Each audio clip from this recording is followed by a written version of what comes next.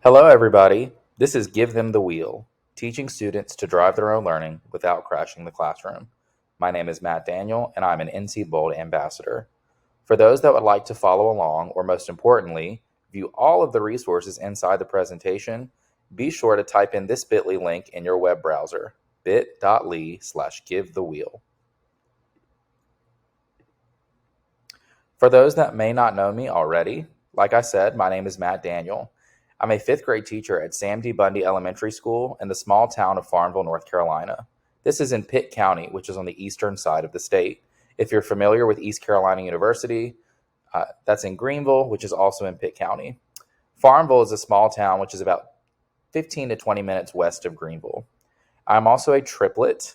These are my sisters right here. Megan is in the middle, and Maddie is on the far left. I got my bachelor's degree in elementary education from ECU, and I'm also currently studying at ECU once again, getting my master's of school administration. I'm a coach and cohort advisor for NCDPI's Division of Digital Teaching and Learning, and I was honored to be named to the Pitt County Schools Teacher of the Year in 2022. This is a glimpse in my life as a fifth grade teacher. Like I said, I teach in a very small town, but our school is relatively large. We serve just under 800 students, pre-K through fifth grade. As I've traveled across the state, presenting to different teachers and other educators in different schools, I've really seen firsthand the inequities that exist in North Carolina public education. Particularly coming from someone teaching in the eastern side of the state in a very rural area, our students can be pretty disadvantaged in terms of opportunity. One thing that I really enjoy about student agency is regardless of who you teach or where you're teaching, I really feel like it levels that playing field. Before I was a teacher, though, I think about my experience as a student. This was little old Matt in fifth grade. I remember this picture very well because I had just gotten second place in the school-wide spelling bee. This was very foreign territory for me.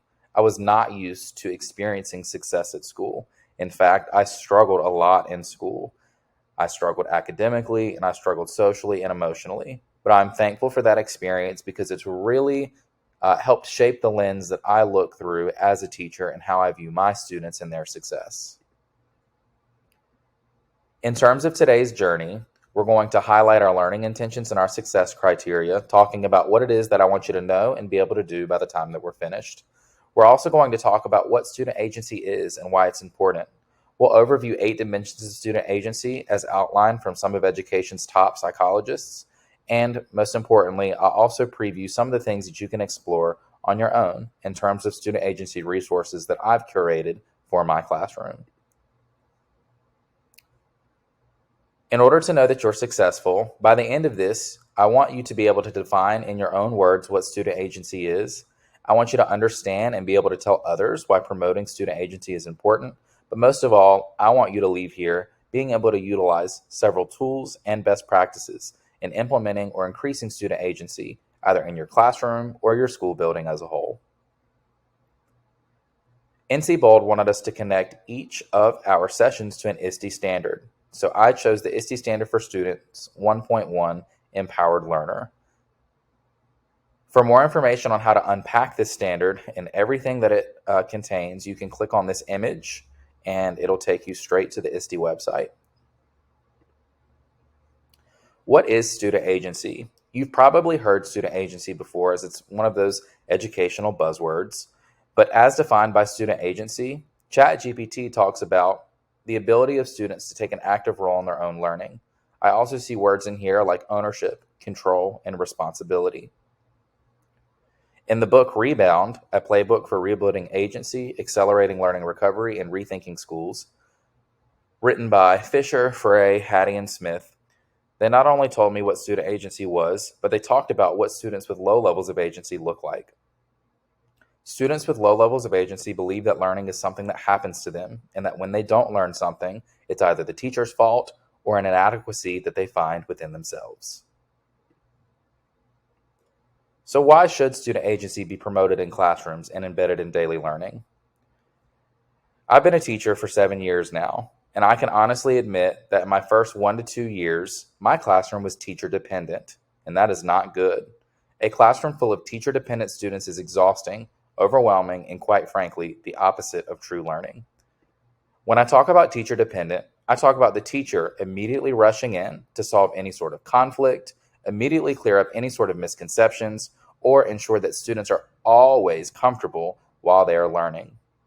Thinking can be messy, and it's important that as much as possible during the teaching and learning experience, that teachers are not the sage on the stage doing everything. It is most important that when possible, we are the guide on the side, allowing students to think for themselves and learn on their own. How do we know our students are not yet agents of their learning? I'm sure you've probably run into these situations before. Have you ever been teaching and 45 minutes into a lesson, a student isn't writing anything down because they haven't even taken out a pencil? Now, I of course wouldn't criticize a student for maybe being unable to be prepared due to financial means.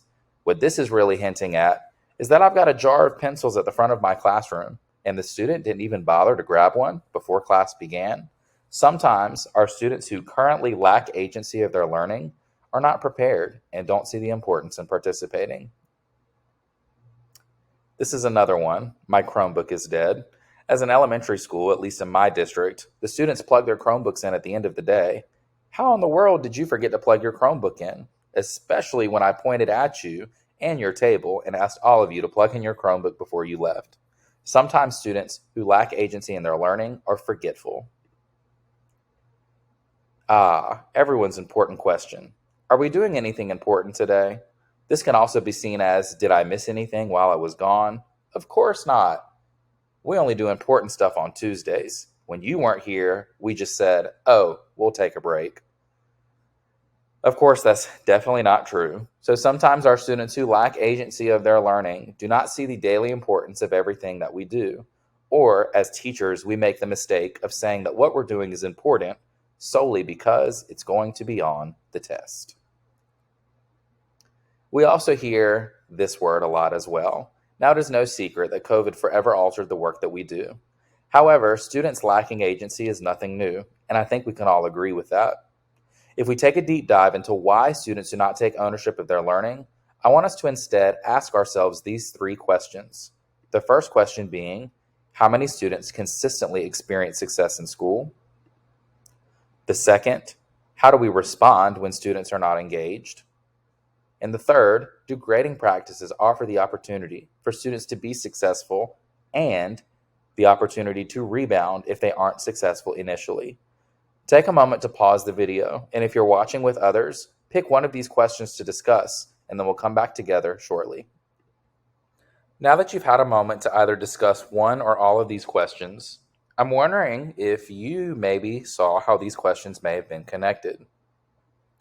When we talk about how many students consistently experience success in school, I'm often met with a follow-up question. Well, Matt, what do you mean by success?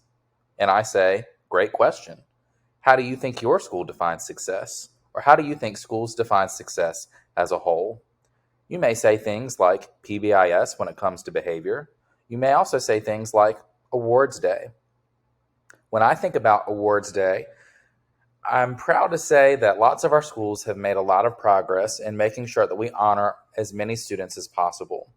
But I remember when I was younger and I was an elementary school student, sitting in the cafeteria for Awards Day or the auditorium was often the worst day of the year for me. I did not consistently experience success in school. My name was not very often called at Awards Day. And why is that? Because the vast majority of recognition taking place on Awards Day had to deal with academics. Considering the fact that I did not consistently experience success in school, I was reluctant to be engaged in learning. Lots of times we may think that students that are not engaged are a direct product of defiance, when in actuality, there could be several reasons why a student chooses not to pay attention or participate in class. My reason was never to be disrespectful, but because I didn't consistently experience success in school, I feared that the one time I let my guard down and raised my hand to answer a question, I would say the wrong thing and feel stupid. The next question about grading practices offering the opportunity for students to be successful is another way that probably could also contribute to the engagement factor. If I'm not doing very well in school and I'm not making very good grades, I may be reluctant to be engaged because I don't feel successful. And while a lot of times grading practices that can be harmful include giving kids a minimum grade of a 50 even if they don't try, there's also the grading practices where maybe if they do fail a test the first time, maybe they should be given an opportunity to learn from their mistakes and retake it. This rebound helps maybe build that consistent success experience. I'll explain more what this means later on. So, what are the steps to creating a learning environment in which students are invested in and take ownership of their learning?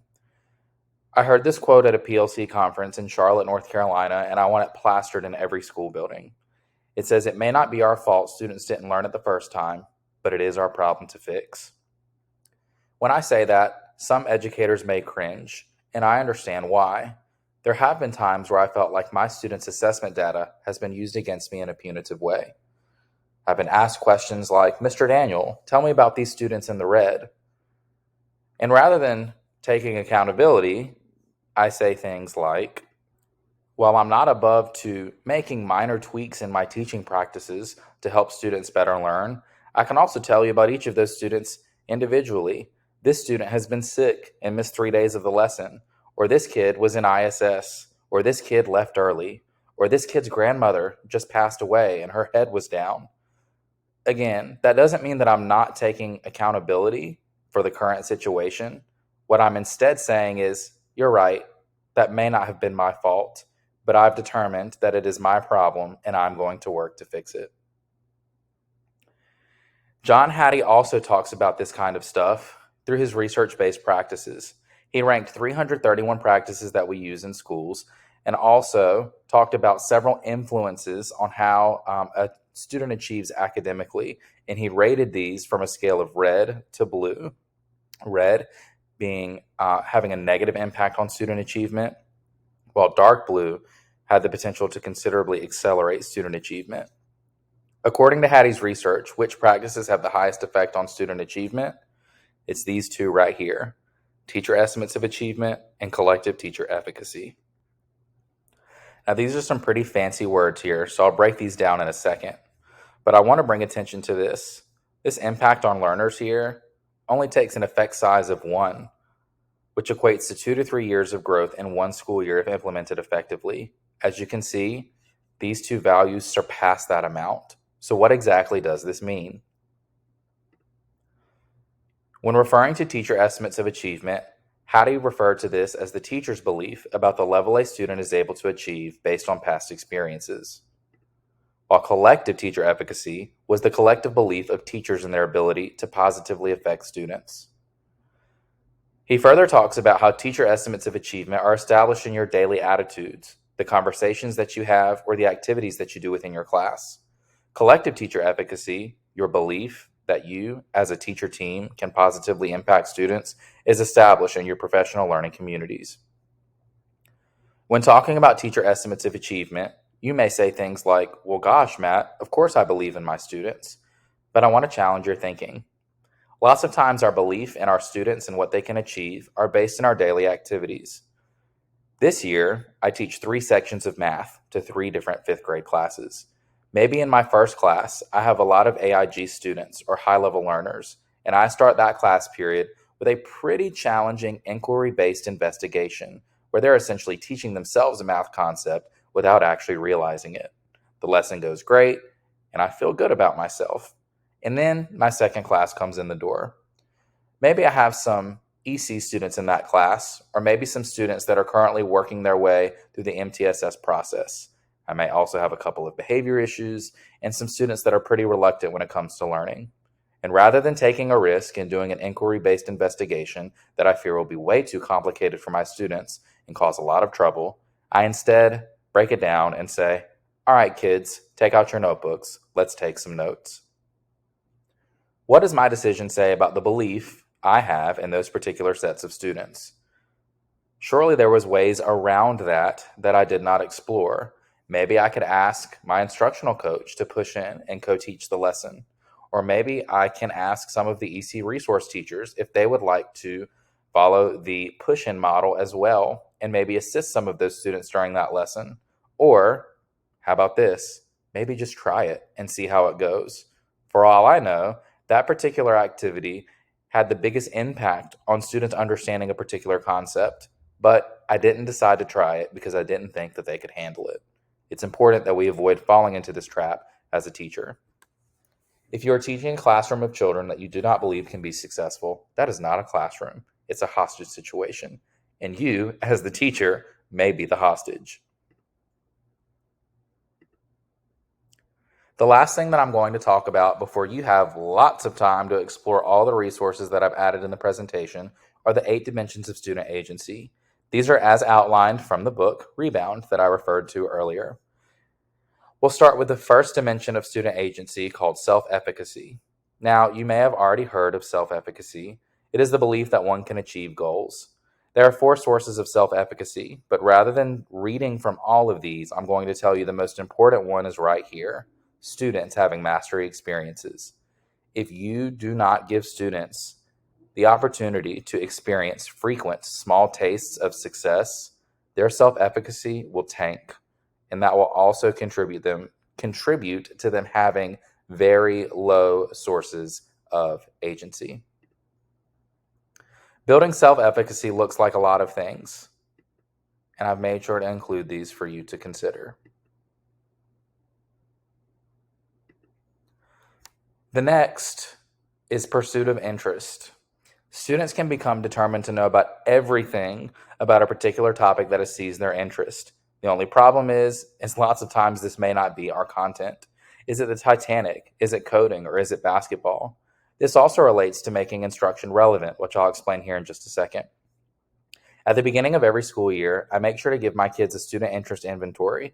It's just a way for me to get to know them better.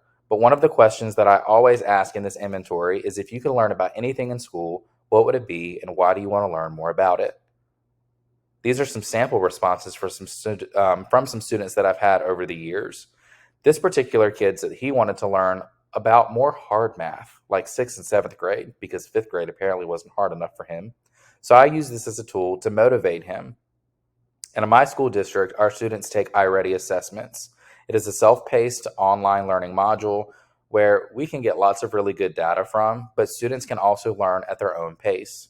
So I made sure that I told this particular student, it's important that when you're taking your diagnostic iReady exams at the beginning, middle, or end of the year, that you're trying your best, because you do score on grade level, the My Path learning module will eventually take him to those 6th and 7th grade math concepts.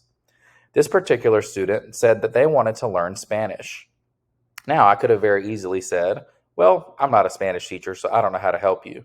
But instead, I looked at this particular student and I said, have you ever heard of Duolingo? And I encouraged him to add that to his early finishing activity choice board, where when kids finished activities and they were waiting for the next item on the agenda, they could pick a learning activity to complete. Now, while learning Spanish may have not helped benefit my content per se, it was a great way to build a relationship with that particular student, as he realized that I took an interest in the things that he said that he was interested in. When I go back to this slide and talk about how does this relate to making instruction relevant, every year I have students in my class that are convinced that they cannot compare and order decimal values. Here in Farmville, though, we're a very big basketball town. In fact, our boys and girls high school basketball teams have won multiple 2A state championships. I also work for ECU men's and women's basketball team, and I like to print out a box score of any of the games that are played the night before, and I slide it across the table, and I ask students questions like, who shot the best free throw percentage last night? Or who shot the best from the three-point line? And they can very quickly tell me.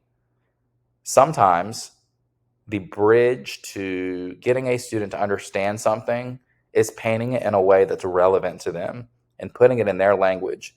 In this case, I'm not including, soil sample depth from the bottom of the Indian Ocean or some completely arbitrary, boring thing that you may see on a standardized test. Instead, I'm talking basketball, and that helps them feel a lot better. The third is perseverance of effort. What does effort look like if we aren't interested in the work that we are doing? This cannot be fostered with tasks that are not challenging. This is why we see so many of our academically gifted students discover that they don't have the resiliency to confront challenges in college and fail the first semester because the K-12 school system never required them to channel this energy. Building perseverance oftentimes can look like a STEM challenge.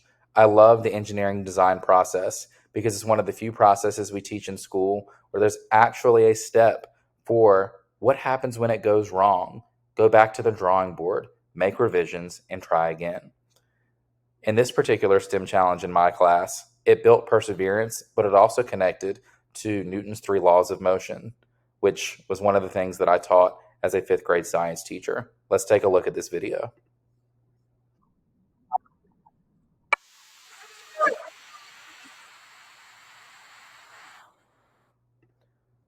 So as you can see, students had to pull note card using a string, and the cups would fall in one another. As you can imagine, the students did not achieve this the very first time they tried, maybe not the second time, the third, or the fourth time either, but they worked at it until they got it. That is perseverance. I also feel like visual data tracking can help build perseverance. In this upper elementary classroom, this particular teacher printed all the essential standards that they thought were the most important during the school year. And as students mastered them, whether that was through an assessment, whether that was through maybe a further extension or intervention activity after not doing so well in an assessment, they were able to place a sticker next to that essential. This also took place in a kindergarten class where this particular teacher gave their students a ring of all of their essentials, and as soon as they were able to complete these particular tasks, they earned a punch in their card. With today's students, good job doesn't cut it anymore. They have to see their progress in order to feel like they are making gains. Another example in a lower elementary class, I do believe that this was a kindergarten class, was a goal tracking chart. Now, I will say I can print many upper and lowercase letters isn't exactly measurable, so I would encourage this person to maybe rethink this and say however many upper or lowercase letters, make that a little bit more specific. But at the beginning of the week, maybe for a pre-assessment, students put their sticker where they currently fell. And what do you notice? By the end of the week, every single student moved, even this kitty cat. Now, although they may have only moved from box 1 to box 2, I'm sure that meant a lot to them. They may also be another student like me and did not experience success in school consistently, but today they felt like they were on top of the world. The last influence I'm going to talk about is locus of control. To what extent does a learner believe that they're an influencer in the successful completion of a task? Locus is another word for location. In other words, where do students attribute their success or their failure? In high school chemistry, I did not get along with my teacher. My mom wanted me to take responsibility for my grades as I was failing the class. But this was a lot easier for me to relate to. I would tell her things like, "Mom, literally no one is passing the class. The teacher is horrible," which the no one passing the class part, that was pretty true. We all struggled. However, I probably could have taken a bit more ownership. Locus of control should be viewed as a continuum. How can we move students from one side to the other? Thank you, Miley Cyrus, for helping me with this one. Students who have an external locus of control may say things like, "Oh, the teacher doesn't like me," or "I got lucky on that exam and that's the only reason I did well," or "Man, that teacher gave me a 63 for no reason." How can we move that wrecking ball in that location of success or their failure? We say things like, "I would never hate you. Let's talk about why you feel that way." Or to the student that said they got lucky on that exam, "I don't think you got lucky. I'm proud of the way that you've been engaged in class lately. You earned that grade." Or the student that says, "You gave me a 63 for no reason." You earned a 63. Let's look at the rubric together and I'll further explain these ratings. The next part of this is I'm going to show you the rest of the slides and what you can explore on your own. So we've already talked about the first 4 dimensions of student agency, The other dimensions of student agency are mastery orientation, metacognition, future orientation, and self-regulation. I've also got a summary of the 8 dimensions here. These are written as more like indicators, so rather than telling you what they are, maybe use this as a rubric to double check that your classroom or your school building encourages all of these. I've also included some practices at a glance. Some of these are student opportunities. Some of these involve the student and teacher collaborating together, while others are teacher-led approaches. For my face-to-face sessions, I allowed people to explore these in the form of a station rotation. I brought actual physical copies of some artifacts from my classroom, and I've also got some digital versions posted here.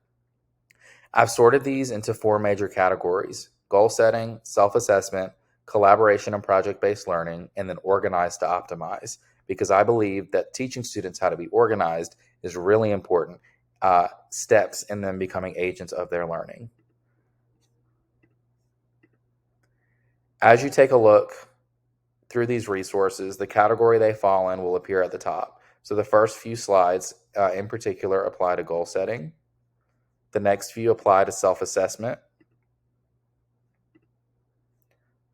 The next apply to collaboration and project-based learning.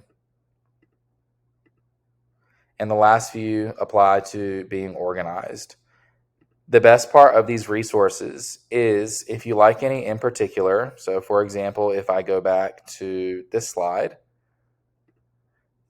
and you say, oh wow, this student data reflection, that looks really nice. If you click on it, it should open, you can have it, and it's yours. So all of the resources in here are resources that I have made, with the exception of some of the iReady assessment resources. The rest of these are ones that I have made. At the end of the presentation, or as we kind of wrap things up, I've got a link to a couple of books that I used to help build this session. Rebound, I talked about a lot. This is also a link for you to view the visible learning syntheses research conducted by John Hattie. For those that would like to connect with me, feel free to send me an email or to connect with me on Twitter here. I'm looking forward to hearing about all the ways that you're building student agency in your classroom, and I wish you success for this upcoming school year.